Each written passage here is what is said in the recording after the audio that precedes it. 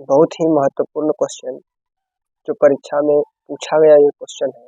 क्या कह रहा है, आंधी आने से एक पेड़ टूट जाता है और टूटा हुआ भाग इस तरह मुड़ जाता है कि पेड़ के शिखर जमीन को छूने लगता है और उसके साथ 30 डिग्री का कोण बनाता है।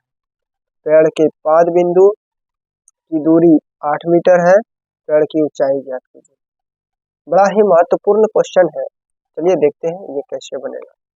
मान लीजिएगा कि ये ए से बी जो हम खींच दिए अभी इसका नाम हम ए दे देते हैं और ये बी दे देते हैं।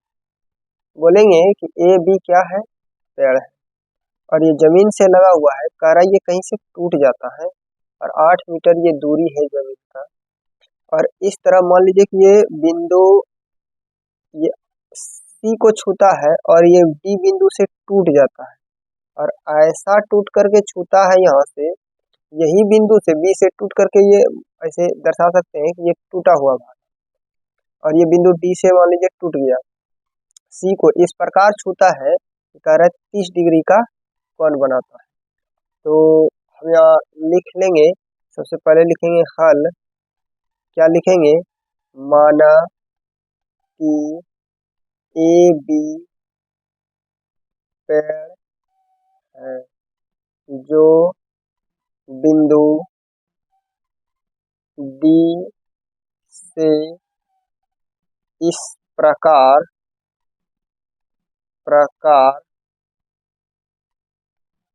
टूटा है कि जमीन के एक बिंदु सी को 30 डिग्री कोण के साथ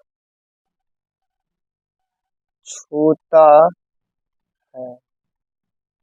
अंत में क्या लिख देंगे, जैसे कि चित्र में दिखाया गया है।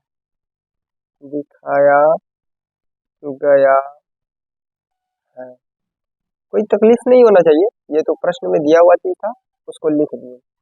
अब क्या करेंगे, तो त्रिभुज चलेंगे। त्रिभुज ए डी सी में हमको क्या निकालना है, ये निकालना है और ये निकालना है, तभी तो निकलेगा। और यहाँ हम लोग लिख सकते हैं कि यही तो टूटा हुआ भाग है। हम लोग ये भी लिख सकते हैं कि डी बी या बी डी बराबर डी सी, क्योंकि वही टूटा हुआ भाग। हमें क्या निकालना है ये पता चल गया। तो इससे पहले लिख दीजिए, हमें क्या निकालना है, ए बी यानी कि ए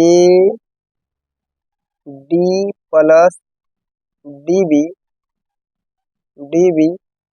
और या फिर लिख सकते हैं A D plus D C ज्ञात करना।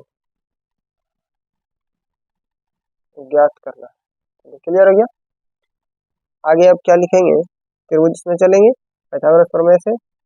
तो यहाँ हम लोग ये और ये जो फॉर्मूला किसमें पढ़े, लंब बटे आधार किसका होता है, टेन का।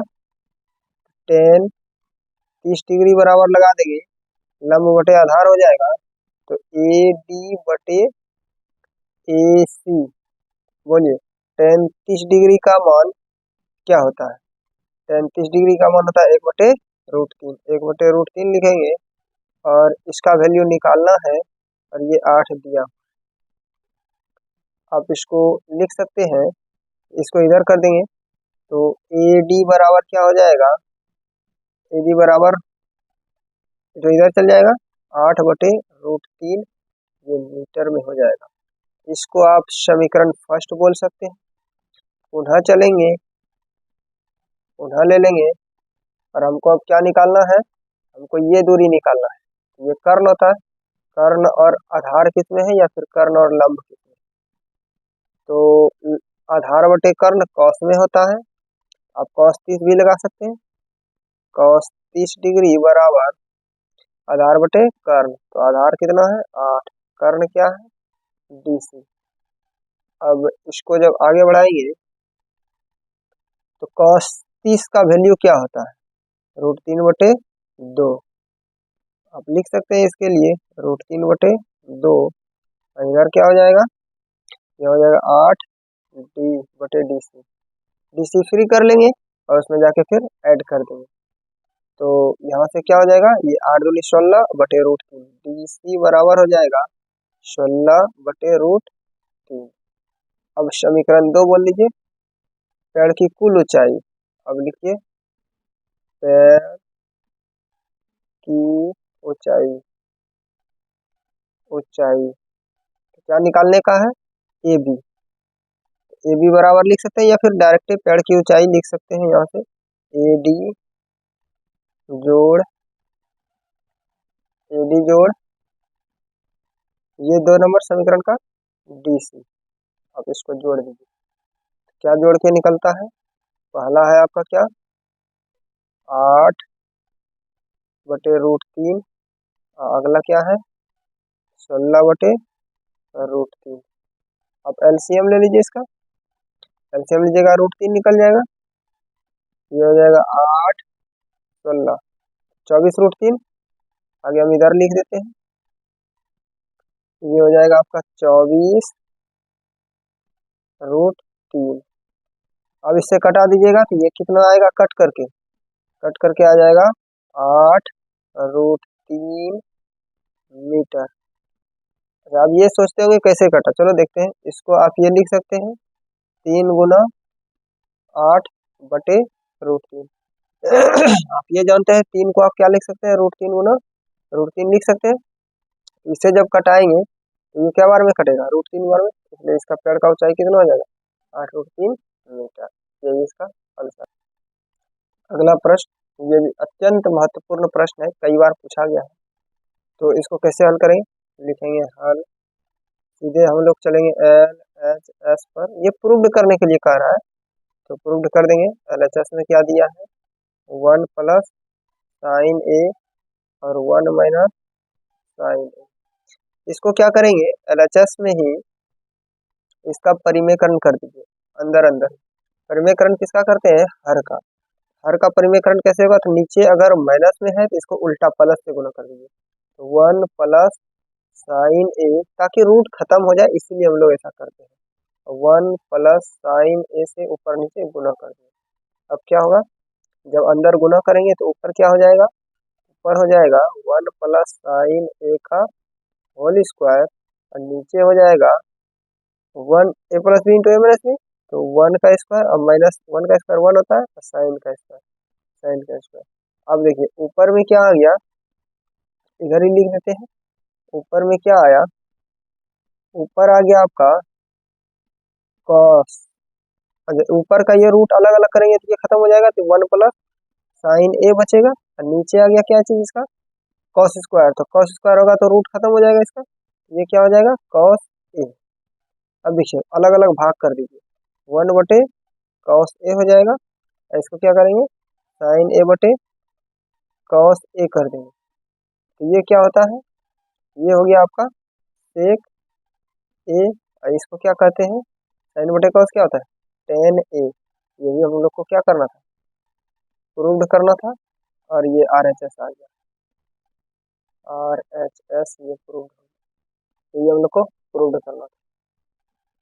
अगला प्रश्न है 6 सेंटीमीटर त्रिज्या वाले एक वृत्त के त्रिज्यखंड का क्षेत्रफल ज्ञात कीजिए जिसका कोण 60 डिग्री। लिखेंगे हल, क्या क्या दिया गया है पहले यहाँ लिखेंगे। दिया है, क्या दिया है R बराबर त्रिज्या बराबर कितना 6 सेंटीमीटर, थीटा बराबर कितना दिया है 60 डिग्री।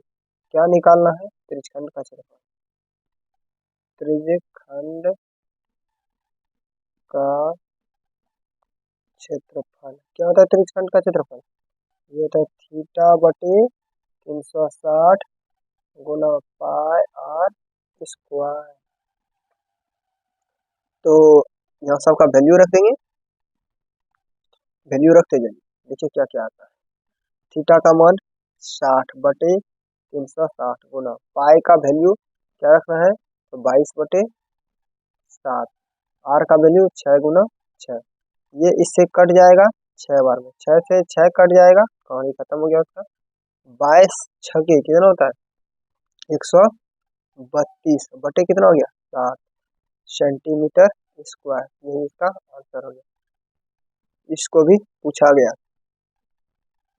अगला प्रश्न है, सिद्ध करें कि 5 - √3 एक अपरिमेय संख्या है। इसको कैसे सिद्ध करेंगे, इसका उल्टा मान लिखेंगे। हल माना कि 5 - √3 एक परिमेय संख्या है, अतः इसे हम P/Q अर्थात अंश बटे हर के रूप में लिख सकते हैं। इसको P/Q के रूप में लिख दीजिएगा, अर्थात क्या बोलिएगा, अर्थात P/Q किसके बराबर हो जाएगा, तो इसको ऐसे लिख देंगे, 5 - √3 P/Q।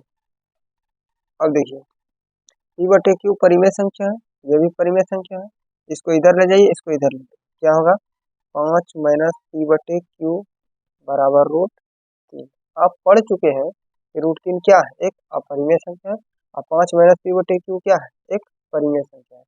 क्या लिखिएगा कि यहाँ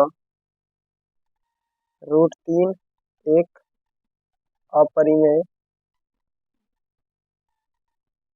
संख्या है, जबकि 5 - P/Q एक परिमेय संख्या है, जो कभी बराबर संभव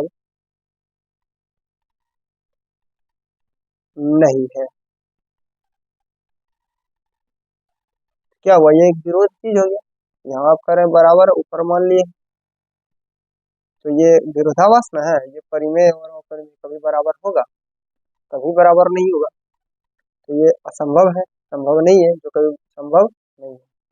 लिखेंगे ऐसा विरोधाभास इसलिए उत्पन्न हुआ कि ऊपर मानना मेरा गलत था, अतः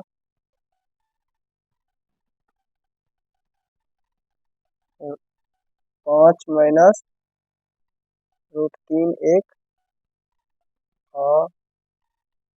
अपरिमेय संख्या है, ये सिद्ध करना था। हो गया सिद्ध। इस तरीका से आप लिखेंगे। अब प्लस माइनस, यहाँ प्लस दे देगा तो इधर ले जाएंगे माइनस करेंगे, बात वही लिखना है। यहाँ पहले क्या मान लेना है, परिमेय संख्या, उसके बाद क्या कर देना है आपको, परिमेय संख्या P/Q के रूप में इतना लिखिएगा, फिर गुणा में रहेगा तो भाग में ले जाएंगे, जोड़ में रहेगा तो घटाव में ले जाएंगे, घटाव में रहेगा जोड़ में ले जाएंगे। इस तरीका से आप इस चीज को देख करके अगला कोई भी प्रकार का आएगा उसको आप हल कर सकते हैं। चलिए आगे देखते हैं क्या है। हम एक दो बात अब इजी एकदम एक नंबरिया क्वेश्चन का कर रहे हैं, कैसे उसको हल करेंगे। यदि आपको लिखा रहेगा साइन 30° बटे कॉस 60°, आप देख लीजिएगा साइन कॉस का रिलेशन रहेगा या फिर टेन कॉट का रिलेशन रहेगा या फिर सेक कॉसेक का रिलेशन रहेगा।